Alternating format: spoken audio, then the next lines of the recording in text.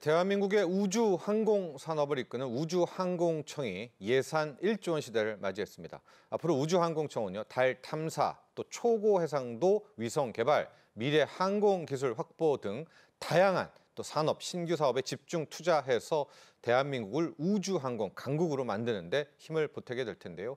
뉴 스페이스 시대 K 우주항공의 산업 미래에 대한 이야기 나눠보도록 하겠습니다. 최기영 인하대 항공우주공학과 교수 함께합니다. 안녕하십니까? 예, 반갑습니다. 자, 저희가 계속 말씀드리지만 이제 내년 정부 예산안 나왔는데요. 우주항공청의 예산이 처음으로 1조를 돌파했습니다. 그만큼 이제 중요성에 대해서도 전 국민 모두 함께 높게 평가하고 있다라고 하는데요. 우리 교수님께서는 우주항공청 1조 원 시대 개막 또 어떤 심정으로 바라보셨습니까? 예, 지금까지 우주항공청이 지금 개청한 지 1년 조금 넘었죠. 네. 그래서 예산으로 보게 되면 물론 우리가 국회 예산 심의가 아직 남아 있긴 합니다만 정부 예산 편성을 보게 되면 착실한 성공이다. 네. 어떤 정석이다. 그렇게 좀 보고 싶습니다. 네. 또 흐름 속에서는 어떻습니까? 1조 아까 좀 또 크다면 크고 적다면 적겠죠? 네, 네. 그럼 어떻게 보십니까? 1조 원이라는 규모는요? 그래서 제가 이제 착실한 성공이라는 것은 네. 좀 더 파격적이었으면 좋았을 텐데. 네. 물론 이제 우리 정부가 이제 세수 부족이라든지 그런 문제 때문에 사실은 어느 부처든지 재정을 늘리는 것이 쉽지 않지 않습니까? 그 가운데서 또 15%라고 하는 꽤 큰 규모가 팽창했다고 하는 것은 네. 그 나름대로는 정부의 의지가 강하게 보이는 것이 아닐까 하고 생각하면서 또 동시에 이 1조가 넘는 예산에도 불구하고 우리가 예정되어 있는 차세대 발사체 사업, 또 지금 있는 우리 누리호 발사체 고도화 사업이죠. 그다음에 거기에 달 탐사, 또 위성항법 같은 예타로 해서 이미 확정돼 있는 사업의 규모가 사실은 한 60% 정도에 해당합니다. 그렇기 때문에 이제 신규로 진입하는 사업이 어느 정도이냐 이런 관점에서 봐야 되는데 그 모든 것을 다 감안했을 때 비교적 크게 늘어나지 않았나고 생각됩니다. 네. 자, 여러분 예산안은 우리 국민 세금으로 쓰기 때문에 상당히 정교하게 편성이 됩니다. 이제 1조 원 어디에 어떻게 쓰이느냐가 관심이 많을 것 같은데요. 한 걸음 더 들어가 보도록 하겠습니다. 지금 일단 6대 분야가 나눠져 있고요. 네. 거기에 각각 예산이 좀 배정되어 있거든요. 조금 어떤 분야고 여기는 얼마의 또 액수, 또 어떤 일을 하게 되는지도 좀 자세히 설명 부탁드립니다. 예, 크게 이제 6대 분야인데 쉽게 생각하면 우리가 우주로 간다고 하면 발사체가 있어야 되겠죠. 그죠? 그렇죠. 발사체가 있어야 되고 그다음에 또 위성도 있어야 되고 그다음에 또 위성을 활용한 서비스 이런 그렇죠. 관점도 있고 그다음에 또 이것 전반적인 생태계, 맞습니다. 인프라도 생태계, 필요하고요. 그다음에 또 기업 지원 이런 영역들이 있겠죠. 그래서 이제 발사체 예를 들어서 이제 우리가 가장 이제 먼저 접하는 것들이 발사체다. 그럼 발사체 사업은 크게 이제 두 가지가 있습니다. 하나는 우리 누리호 작년에 우리 재작년에 큰 성공을 이루고 올 11월 달에 저희가 4차 발사라고 내년에 5차 발사하게 되어 있습니다. 그래서 누리호는 6차 발사까지 끝나면 누리호는 이제 역사 속으로 사라질 가능성이 굉장히 큽니다. 그래서 이것은 누리호 발사가 자력으로 개발한 우리가 7번째 나라를 만드는 데 크게 기여했지만은 누리호에 들어간 기술이 선진국 기준으로는 이미 한 60년대, 70년대 때 완성된 굉장히 안정적인 기술을 바탕으로 했고 그래서 상업적으로 성공하기 위해서는 우리가 좀 더 효율적이고 좀 더 이제 큰 용량을 가진 로켓이 필요했는데 그것이 우리가 이제 차세대 발사체 사업입니다. 그래서 거기에 이제 굉장히 큰 이제 예산이 배정되어 있고 그다음에 또 동시에 우리가 좀 이제 메탄이라든지 스페이스X 같은 거 재사용 발사체 이런 개념에 대한 연구들이 이제 들어가는 것들이 정부에서 할 일이고요. 그다음에 위성 같은 경우에는 제가 이제 새로운 위성 사업들이 오히려 이제 많이 있습니다. 그래서 예를 들어서 이제 아주 초고해상도 위성이라든지 또 그다음에 이제 10cm급 이런 건가요? 맞습니다. 그렇죠. 우주에서 이제 10cm 정도의 레졸루션 해상도를 가지는 어마어마한 위성인데 저 지금 10cm 맞죠? 와, 맞습니다. 저 정도로 초고 해상도입니까? 예, 그래서 이 10cm면 한 20년 제가 역사를 조금 말씀드리면 우리나라에서 처음으로 만든 실용위성이 1999년에 이제 다목적 실용위성이라고 우리는 시리즈를 그렇게 하는데 또는 통칭으로 아리랑 1호라고 하는데 그게 1999년에 당시 한 450kg 정도였어요. 근데 해상도가 흑백에 6.6m였습니다. 네네. 우리나라 최초로 만든 국력을 다 쏟아부어서 만든 것이 6.6m고 그다음에 한 5년 뒤에 지금부터 한 20년 전에 만들었던 것이 2호가 그때 한 2m, 1, 2m 정도였는데 지금은 민간 기업이 한 30cm급을 합니다. 예. 근데 이제 정부가 이걸 15cm급인데 예. 30cm에서 반 이게 뭐 한 10cm만 줄이지 않냐고 하는데 해상도를 2배로 또 늘리는 거거든요. 어마어마하게 어려운 것이고 지금 30cm급만 하더라도 민간 수준으로는 전 세계 가장 뛰어난 성능 중에 하나로 생각하는데 이제 15cm가 되게 되면 우리가 적어도 이 기술, 이 핵성도 가지고는 민간 서비스에서는 어디에도 부족함이 없지 않나 하고 생각이 되는데 네. 일단 내년에는 거기에 들어간 핵심 기술, 그래서 광학부라든지 전자처리부라든지 이런 데 대한 것들이 만들어질 것이고 네. 핵심 기술이 성공적으로 개발되면 이제 위성 시스템으로 되고 그게 이제 서비스가 되겠죠. 예. 그래서 이런 위성이고 그다음에 또 우리 미래항공 KPS, 기술도 있고요. 예 맞습니다. KPS에서 GPS와 보완을 하는 그런 것들이 네. 있을 것이고 그다음에 또 미래 항공 기술 같은 거, 그다음에 또 이제 달 탐사. 네. 우리가 지금 당초 계획으로는 우리 2032년에 달에 우리도 착륙선을 보내겠다는 계획이 있거든요. 예. 그래서 앞서 말씀드린 차세대 발사체, 우리가 만든 발사체, 우리가 만든 달 착륙선을 같이 묶어서 보내자. 2030년 초반에 보내자는 계획이 있고 예. 거기에 대한 준비들이 들어가는 것이 크게 우주는 그렇게 이제 세 가지가 있고 그 다음에 항공기 생태계 관점에서 조성들. 맞습니다. 네. 항공기 관점에서 또 이제 네.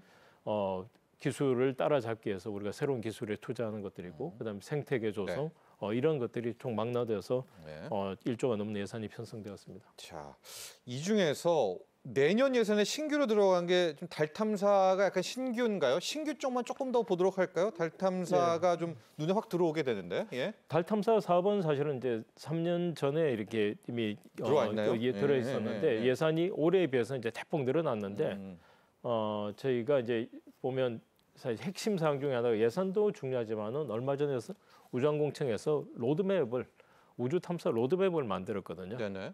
그래서 방금 사회자님께서 말씀하신 것처럼 국가 예산이 굉장히 정교하게 짜여져야 예. 된다고 한 것이 미리 사실은 플랜에서 물론 이제 그때 긴박하게 한 것도 대응할 능력도 있어야 되겠지만은 이런 과학기술 같은 경우는 장기적인 계획을 세우고 따라가야 되는데 우주항공청이 발족하면서 뭐 그 가운데 준비하는 과정을 통해서 사실 많은 역점을 드린 것 중에 하나가 로드맵이었습니다. 네. 우리가 5년, 10년 뒤에는 뭘 하겠다는 것이었는데 달에 간다는 것 자체는 이미 우리가 몇 년 전에 합의를 본 사항인데 가서 무엇을 할 것이냐 하는 것에 대해서는 없었는데 이제 로드맵이 만들어지고 거기에 따라서 예산이 본격적으로 투입돼서 우리가 어떻게 보면 내년이 어떤 면에서는 원년이라고도 볼 수 있을 것 같습니다. 네. 위성에 대한 이야기를 좀 더 집중적으로 해봐야 될 것 같습니다. 요즘은 이제 우주항공이 먼 얘기가 아니라 위성이라는 하나의 개념을 통해서 당장 우리 자율주행이라든가 뭐 우리 실생활을 막 들어오고 있거든요.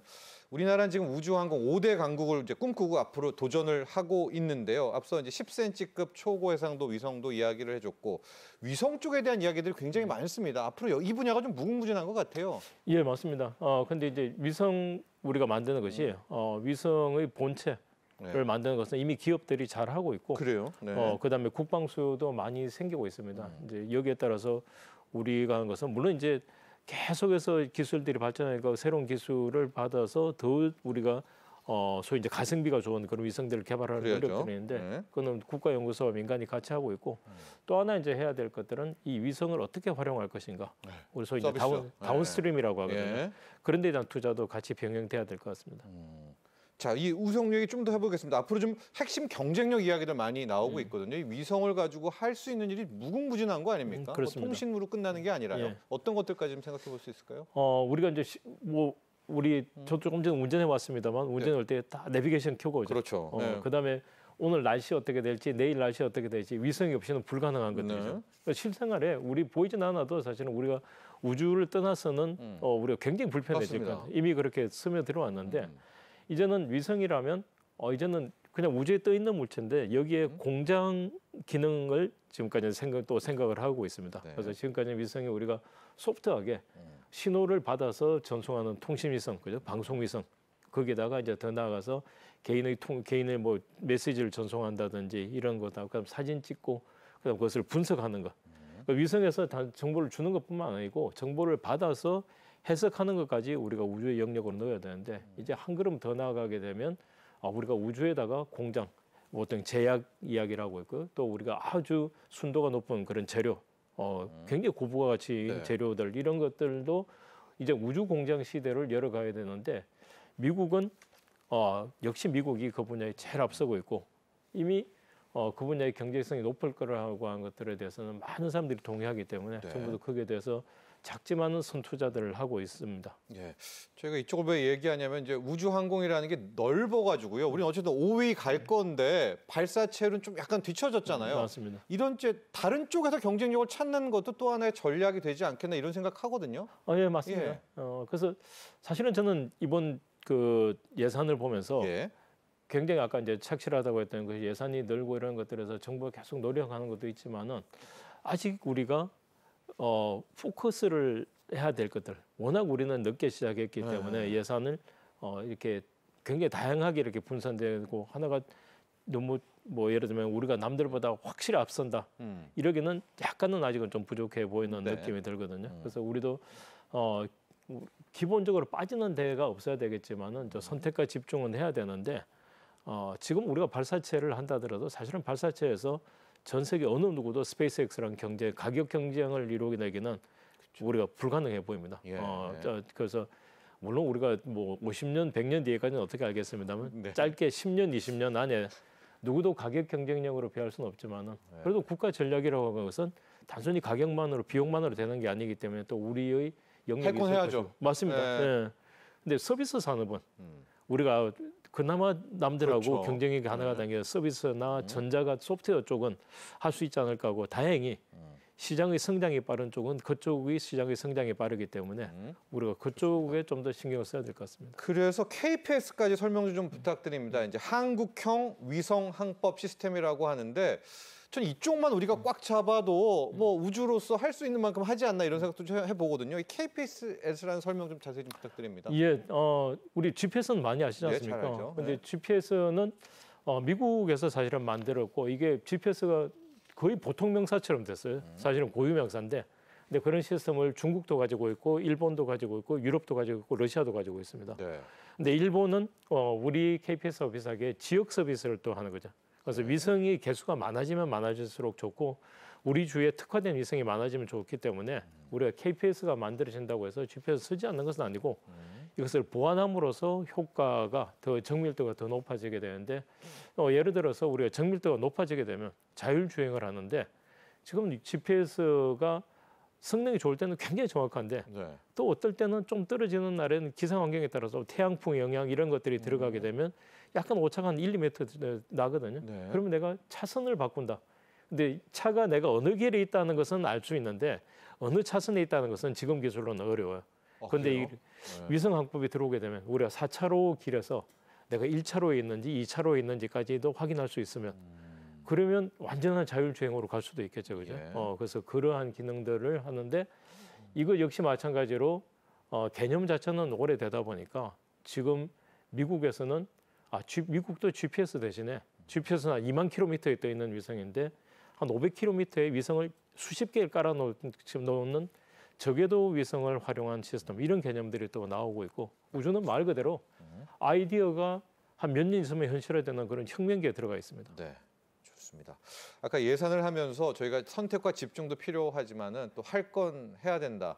많은 국민분들이 달은 한번 가야 되지 않냐 이런 생각을 하고 앞서 예산의 달 탐사 2단계 작업에 대한 것도 이제 편성이 되어 있거든요. 우리 달 이제 가야죠. 네. 착착 진행되고 있나요? 예, 그 달 탐사는 지금 하는 그 2단계인데 네. 방금 진행자 말씀하신 게 1단계는 기억하실지 모르겠습니다. 다누리. 네. 그 다누리라고 하는 것이 미국의 나사에서 만든 굉장히 어두운 곳을 볼 수 있는 카메라를 우리 다누리에 실어서 한미 합작으로 만들어진 네. 위성입니다. 한미 합작. 예, 네. 그래서 위성은 우리 위성이고 거기에 미국의 임무 장비를 탑재해 줌으로써 갔는데 요 다누리의 그 섀도우 캠의 기능이 남극에 얼음이 있는지 없는지를 촬영하는 것이었어요. 예. 그래서 남극은 영구 암흑지대라서 햇빛이 들지 않기 때문에 거기에 물이 있으면 얼음 형태로 있을 것이고 햇빛이 들지 않으니까 안 보이겠죠. 예. 그래서 특수 카메라를 우리가 가져가고 예. 이것이 지금 한 몇 년째 돌고 있고 앞으로 또 한 2, 3년 정도 더 임무가 늘어났는데 예. 이렇게 해서 우리가 달에 내리면 어디에 내릴까 하는 것을 탐사하는 역할을 단 우리가 1단계에서는 수행을 했습니다. 네. 그럼 2단계에는 우리가 이제 위성을 보내고 거기에 위성이 가고 위성에서 착륙선이 소위 로버가 나와서 주위를 한 100m 주위를 돌아다니면서 우리가 사진도 찍고 하는 그런 역할을 수행한 그겁니다. 것이 2단계. 착륙과 탐사. 맞습니다. 예. 예. 그런데 그죠? 네, 맞습니다. 그래서 지금은 네. 예산이 편성되어 있는 것은 이제 착륙선까지는 되고 아직은 여기에 어떤 임무 장비를 실을 것인가 하는 것에 대해서는 지금 논의가 되고 이루어지고 있습니다. 그래서 네. 거기에 대한 예산이 아마 내년에는 본격적으로 반영되지 않을까 싶습니다. 좋습니다. 자, 착착 진행되고 있고요. 우주 탐사 로드맵 이야기도 해보도록 하겠습니다. 지금 예산안 편성과 함께 이제 우주 탐사 로드맵을 함께 발표를 하게 되면서 훨씬 더 뭐 선택과 집중 같은 것들을 할 수 있게 됐는데요. 뭐 핵심 분야라든가 이런 것도 좀 보면서 어떤 로드맵으로 앞에 펼쳐지는지도 설명 부탁드립니다. 예, 그래서 뭐 1차적으로는 우리가 이제 달에 가는 것부터 시작해서 그다음에 점진적으로 보면 소행성도 가고 또 화성에 가는 그런 모든 것들이 이제 로드맵에 담겨 있습니다. 그래서 그 로드맵은 상당히 이제 장기간에 걸쳐서 만들어지다 보니까 우리가 한 20, 30년 뒤에 예측을 하지만은 또 상황이 바뀔 수 있지 않습니까? 당겨질 수도 있고 느려질 수도 있고 그렇기 때문에 이 로드맵은 보통 5년 주기로 이제 업데이트를 해가는데 지금 현재 적어도 우리의 사실은 희망사항에 좀 가깝다고 봅니다. 이게 이제 화성에 가는데 우리 단독으로 가서 얻을 수 있는 것, 그다음에 또 국제 공동을 해서 진짜 원팀으로서 지구 전체가 원팀으로서 가는 것들이 다를 텐데 이걸 어떻게 이루어낼지 하는 것에 대해서는 아마 상황에 맞춰서 가지 않을까 싶은데 지금은 국민들께서 생각하시는 우리 달 소행성, 화성까지는 충분히 담겨 있고 거기다 이제 태양 3사까지는 이런 것을 하겠다 하는 것들은 러프하게나마 이제 들어가 있습니다. 네. 자, 우리 대한민국 5대 우주 산업 강국을 꿈꾸고 있습니다. 교수님, 마지막으로요. 이거는 지금부터 우리가 전 국민적으로 좀 보완해야 된다, 함께 가야 된다 그런 것들이 있다면 좀 어떤 것들 제언해 주고 싶습니까? 저는 이게 우주라고 하는 것이 사실은 말씀드린 사업 하나하나가 굉장히 국민의 공감대를 불러일으키고 또 국민으로의 자부심을 느끼게 하는 굉장히 좋은 사업들인데 근데 무엇보다 현대 사회에서는 이게 지속 가능성이 굉장히 중요하지 않습니까? 이것이 무한정 정부 자원으로 해서 우리가 이 생태계가 유지되는 것은 불가능하고요. 우리 규모에서. 네. 그러면 산업까지 공동으로 해서 발전하려고 하게 되면 결국 산업체가 함께 클 수 있는 생태계가 만들어지고 또 정부는 그러한 산업체들이 활동할 수 있는 인프라를 조성하는 것은 그건 정부가 당연히 해야 될 기능인데 네. 이번 예산에서는 그런 것들이 장기적으로 진행되는 것은 제가 알고 있습니다만 적어도 내년 예산에서는 뭐 시험 장소라든지 이런 데는 인프라 조성 같은 거 부족하니까 그런 것에 대해서는 또 내국 훈련이라도 들어간다든지 해서 기업들이 좀 더 활동할 수 있는 그런 생태계가 구축된 방향으로 되면 좋겠습니다. 네. 자, 지금까지 최기영 인하대 항공우주공학과 교수와 함께했습니다. 오늘 감사합니다. 네, 감사합니다.